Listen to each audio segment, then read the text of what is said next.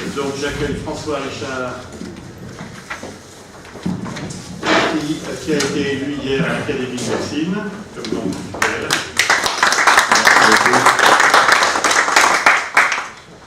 Merci. Alors, suivant une habitude qui est maintenant depuis plusieurs années à l'Académie de chirurgie, on voulait faire une séance sur ce qui est autour de la partie purement médicale ou chirurgicale.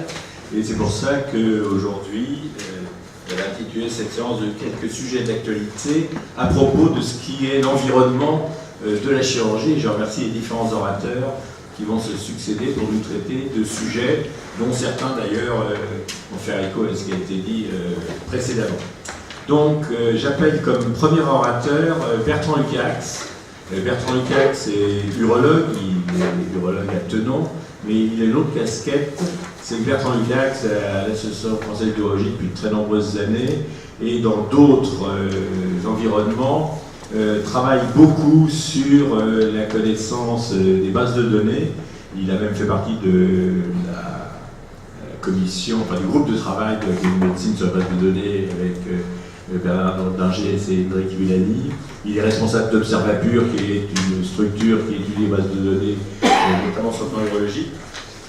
Et j'ai demandé à Bertrand de nous parler des problèmes, de la manière qu'on peut avoir pour mettre en évidence sur le plan, entre guillemets, administratif, les nouveaux actes chirurgicaux, puisqu'on sait que ça pose un certain nombre de problèmes. On a ici d'ailleurs deux personnes qui connaissent très bien le sujet, qui sont Jean-Michel Dubernard et Jacques Belghiti également, qui pourront intervenir.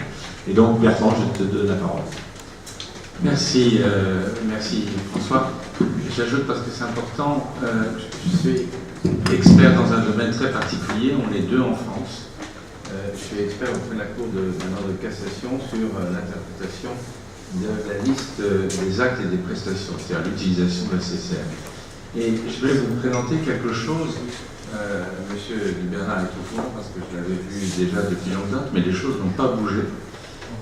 Qui me choque et qui, j'espère, va vous interpeller, car je pense que l'Académie de chirurgie a vraiment un rôle à jouer pour faire changer cette situation.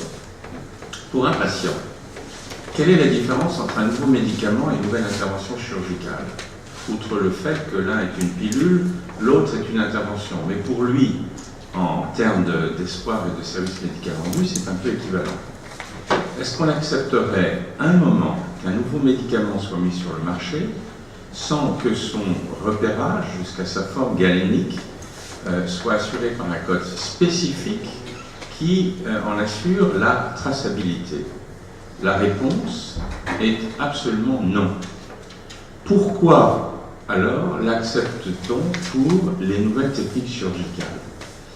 Vous connaissez tous l'article L162.1.7 du Code de sécurité sociale qui dit que pour que nous puissions coder un acte, il doit obligatoirement avoir son libellé précis dans la CCM. Le problème, c'est ça. Le problème, c'est que entre le moment où un acte chirurgical arrive sur le marché, c'est-à-dire le moment où il a le marquage CE, et le moment où il va avoir son inscription, son libellé spécifique dans la CCM, pour un certain nombre d'étapes que je ne vous détaille pas ici, c'est un processus très long qui peut prendre plusieurs années. Et la solution, elle est que... alors, qu'est-ce qui se passe pendant ce temps-là? Pendant ce temps-là, c'est le trou noir. Et c'est ça le paradoxe.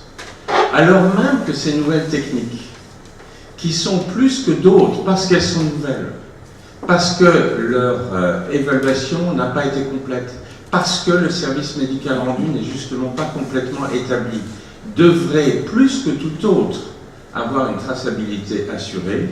Qu'est-ce qui se passe? C'est le trou noir, on ne les code pas, tout se fait dans l'obscurité, on ne sait rien.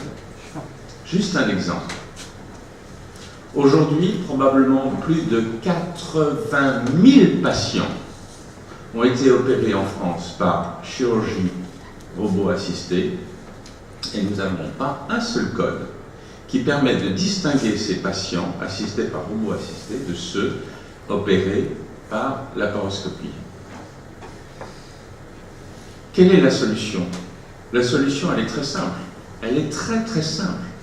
Elle est de découpler le tarif de la description proprement dite. Elle est de faire en sorte que dès qu'un médicament arrive sur le marché, un acte arrive sur le marché, il puisse y avoir une CCM descriptive, c'est-à-dire une possibilité de codage descriptif, et c'est techniquement possible. Le plus paradoxal de cette situation, c'est que la CCAM est née à la suite d'une analyse qui avait été faite sur l'obsolescence de la NGAP. Vous vous souvenez, la NGAP, c'était l'ancienne nomenclature. Et il avait été demandé, pour avoir les bases de la nouvelle nomenclature, il avait été demandé à M. Portos et M. Prieur, en 1997, d'analyser les raisons pour lesquelles la NGAP était devenue obsolescente et de donner un certain nombre de recommandations pour la construction de la nouvelle nomenclature. Leur première recommandation, c'est celle-ci. Elle a été de dire qu'il fallait absolument découpler la description scientifique des actes qui devait évoluer au rythme de l'évolution des techniques, de la description tarifaire, qui, l'élaboration des tarifs étant un processus plus long, devait être donc découpée. Et il disait que le fait d'avoir relié les deux avait été un sujet d'obsolescence de la NGAP. Avec la CCM, on retrouve exactement la même situation. Quelle est la solution? La solution, elle est techniquement maintenant complètement possible. Elle est rustique, mais très simple. Elle est de créer, par rapport à un libellé existant dans la CCM, un certain nombre de libellés FIS. Et c'est ce qui a été fait pour la première fois, à l'initiative des urologues, pour le traitement de la résection endoscopique de prostate. Vous savez que maintenant, on ne utilise plus simplement le courant électrique, il y a différents lasers qui sont utilisés. Eh bien, nous avons obtenu que par rapport au libellé existant, résection de l'hypertrophie de prostate par laser, on puisse avoir des libellés FIS permettant de distinguer les différentes longueurs d'onde qui ne sont pas les mêmes techniques, n'ont pas les mêmes coûts et probablement n'ont pas les mêmes résultats à court et long terme, ce qui est intéressant pour nous. Ça veut dire que pour le robot, par exemple, eh bien, on prend le libellé prostatectomie totale par célioscopie et on fait un libellé FIS qui précise qu'on peut le faire par robot assisté. Quel serait le bénéfice d'avoir une CCM descriptive qui évolue au rythme des progrès techniques pour le patient? Essentiel.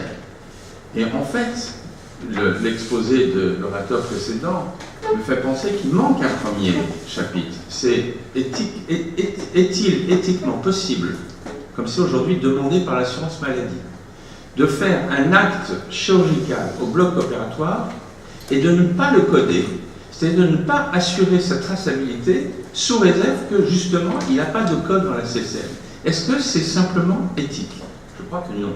Donc assurer la traçabilité, c'est très important. Un jour, il pourra peut-être y avoir un équivalent de médiateur en chirurgie et on s'apercevra qu'on n'a aucun moyen de retrouver les patients qui ont été opérés par une nouvelle technique.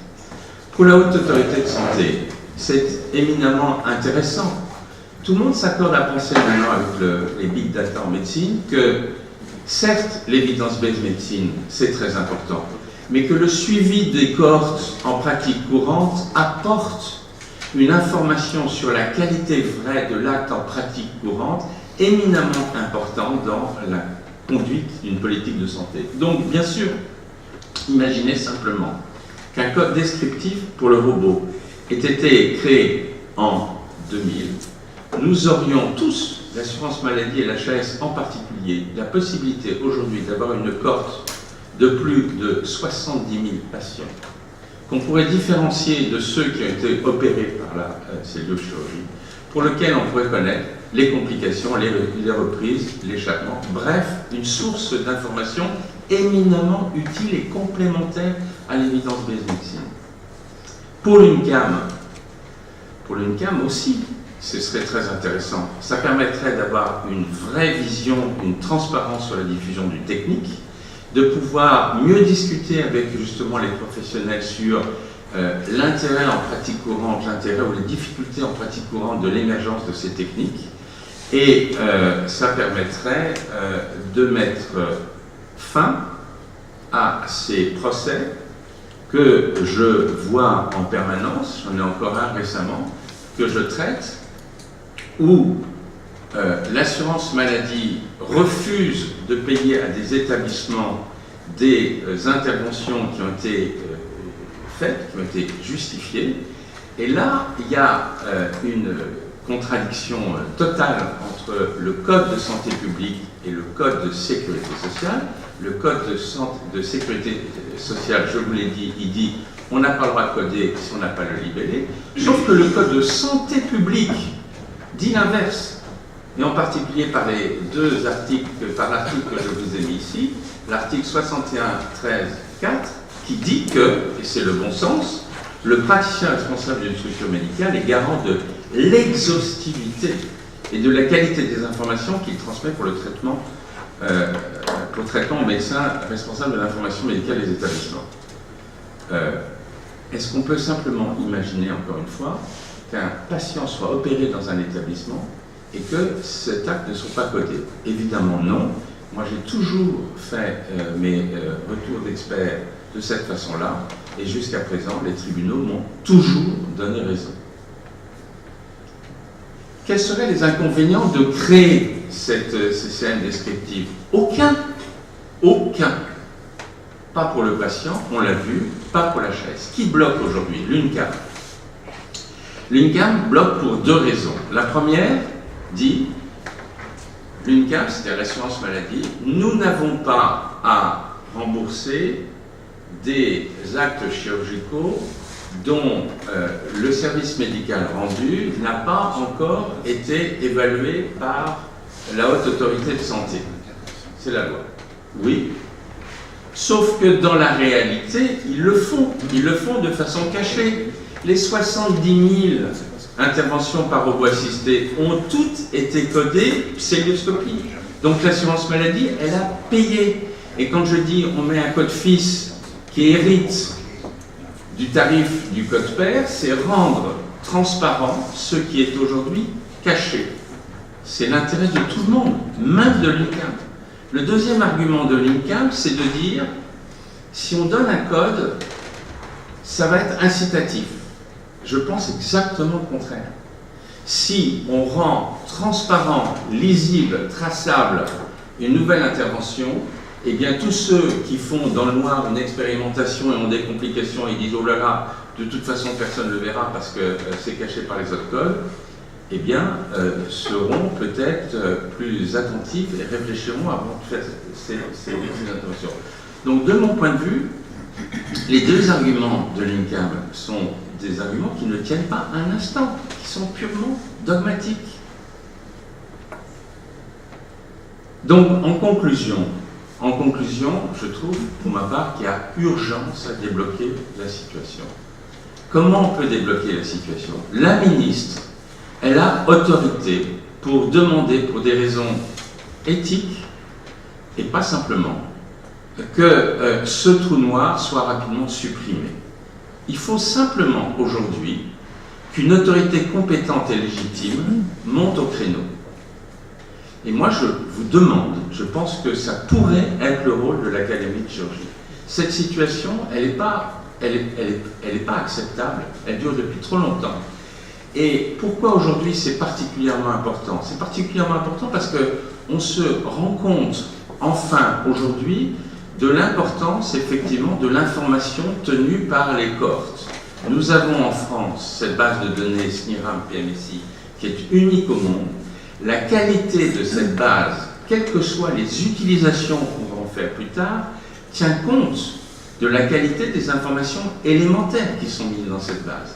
Si on cache systématiquement, pendant plusieurs années, des interventions nouvelles qu'on peut légitimement faire, elles sont sur le marché, eh bien, on masque un certain nombre de choses et c'est pas bien. C'est pas bien aussi et avant tout pour les patients et c'est pas bien pour les établissements et les chirurgiens. Il y a des procédures, je n'arrête pas de faire ce type de jugement.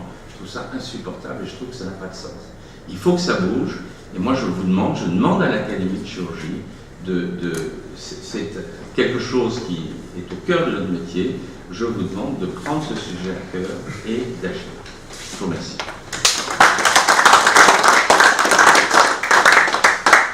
Bien, merci Bertrand de la clarté de cet exposé qui explique bien les différents problèmes et la manière de les résoudre. Qui veut intervenir? Alors, Jacques Lecoderou, Daniel Loisan. Je veux d'abord te féliciter. Ce code généalogique des actes, est-ce que dans un certain nombre de cas, avec la CCM actuelle, il n'y a pas une absence de père? Parce qu'on parle des fils, mais il y a des actes qui sont peut-être complètement avec de nouveaux pères. Donc il faudrait vraiment élargir la CCM. Et ensuite, effectivement, faire des sous-ensembles à partir d'un code qui tient compte véritablement de l'origine, faire le sous-ensemble, le fils ou la fille qui est né de l'inventivité des collègues. Idéalement, c'est exactement ça. D'ailleurs, si on regarde ce qui se passe dans différents pays, en particulier, j'ai regardé attentivement comment la CPT Force, c'est-à-dire l'équivalent de notre CCM, est maintenue aux États-Unis. C'est très clair, il y a une différence énorme entre la maintenance descriptive qui est sous la responsabilité des médecins et des chirurgiens. D'accord? Et puis la maintenance tarifaire qui relève de plein d'autres processus. C'est deux choses différentes. Oui, il faut une CCM descriptive qui permet de vivre au rythme des interventions nouvelles qui arrivent. C'est aussi simple que ça. D'ailleurs, ça a été un des problèmes au moment des négociations lors du passage de la NGAP à la CCM, puisqu'on avait beaucoup insisté, Bertrand avait déjà beaucoup travaillé à ce moment-là, sur l'importance d'une maintenance descriptive, et où on a vu que la partie maintenance descriptive avait disparu, et il ne persistait que la maintenance tarifaire. Daniel? Oui, merci pour cette très belle présentation. Je crois qu'on peut s'interroger quand même sur les raisons de la persistance de la situation actuelle.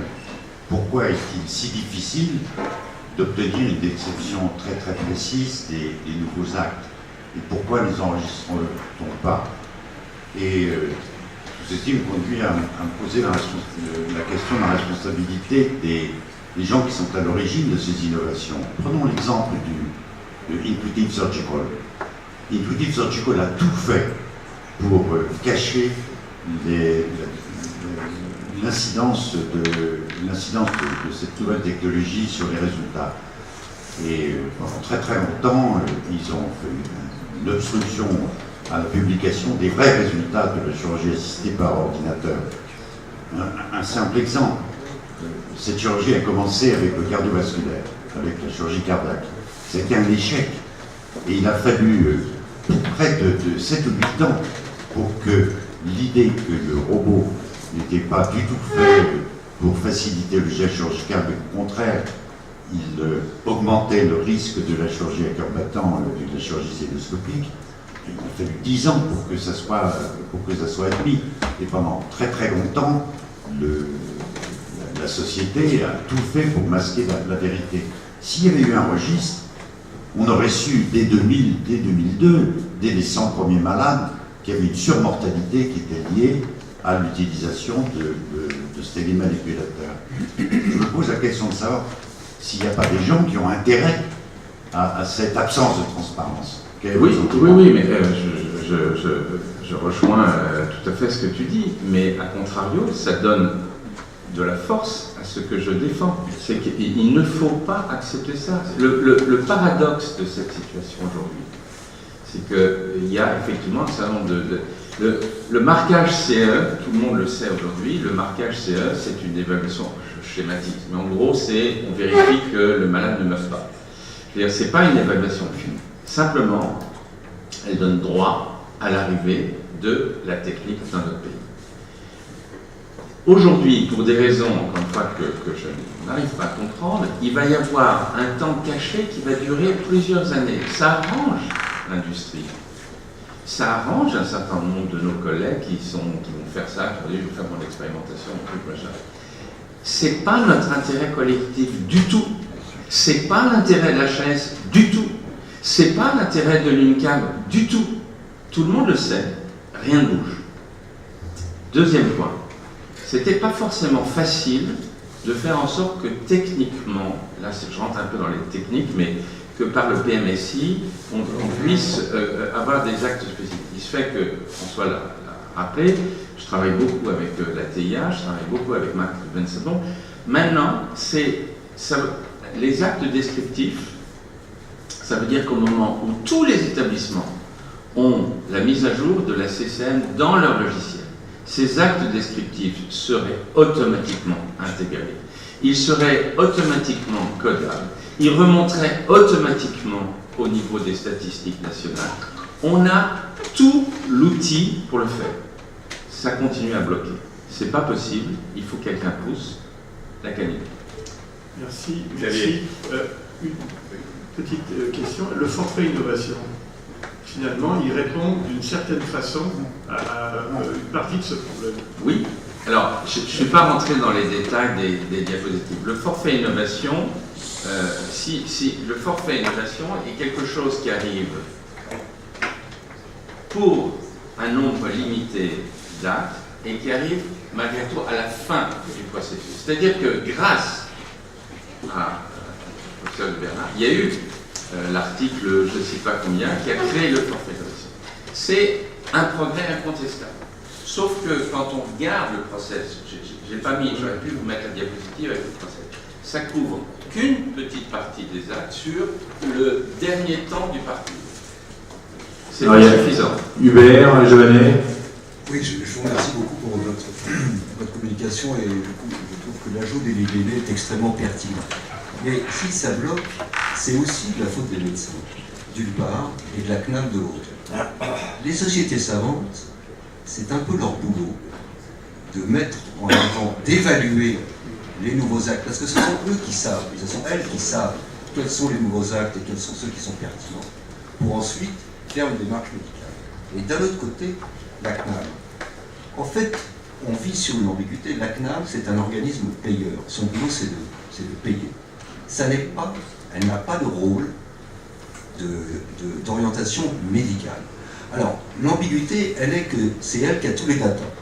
Et donc, effectivement, quand on veut savoir combien il y a d'opérations en France, on s'adresse au PMSI, qui n'est pas du tout un organisme d'épidémiologie médicale, qui a d'ailleurs pas mal de biais pour analyser tout ça. Et là, maintenant, le SMIRAM s'ouvre. Enfin, on peut avoir accès au SMIRAM. Donc, les médecins sont très demandeurs d'avoir accès à toutes ces données. Et ce que vous dites sur les registres est tout à fait vrai. On a perdu un temps fou, et on aurait pu avoir énormément de renseignements sur le plan médical pour la population, sauf que ça n'est pas conçu pour ça. Et donc, c'est un changement de paradigme qu'il faut envisager. C'est-à-dire que la CNAM, qui est un organisme payeur, mais elle dispose de toutes les données, et donc il faut que ces données puissent être plus facilement accessibles avec les médecins. Enfin, vous voyez, c'est... Alors, ce point est un point clé, surtout dans le contexte d'aujourd'hui, encore une fois, où enfin on prend conscience de la richesse qu'il y a dans ces données. C'est en train de changer, sous l'impulsion notamment du travail de l'Académie de médecine, par le groupe organisé par, en particulier par Cédric Villani, qui a beaucoup intégré ça dans son rapport, et aujourd'hui est en train de se monter une structure qui s'appelle le Hub Santé, dont l'objectif est double. Premier objectif, faciliter incroyablement l'accès à la base SMIRAM PMSI. Deuxième objectif, tout aussi important, faciliter le chaînage de cette base avec d'autres bases, notamment des bases cliniques ou des bases génétiques. Un des biais, une des limites du SMIRAM PMSI, c'est qu'on n'a pas de données cliniques. On a tous dans nos hôpitaux des cohortes de patients, au contraire, cliniquement très bien décrites. Aujourd'hui, faire le joint entre les deux est très compliqué, doit passer quasiment par le Conseil d'État. Ceci est en train de changer, ça va changer. Si parallèlement, on arrive à faire en sorte que la description de l'activité chirurgicale vive au même rythme que le progrès technique, eh bien, on gagnera sur les deux bords. Actuellement, il y a des freins qui sont des freins, à mon avis, parfaitement dogmatiques. S'il n'y a pas, encore une fois, quelqu'un qui dit, écoutez, ça suffit, c'est pas possible, il faut que ça change, ça ne bougera pas. Merci Bertrand.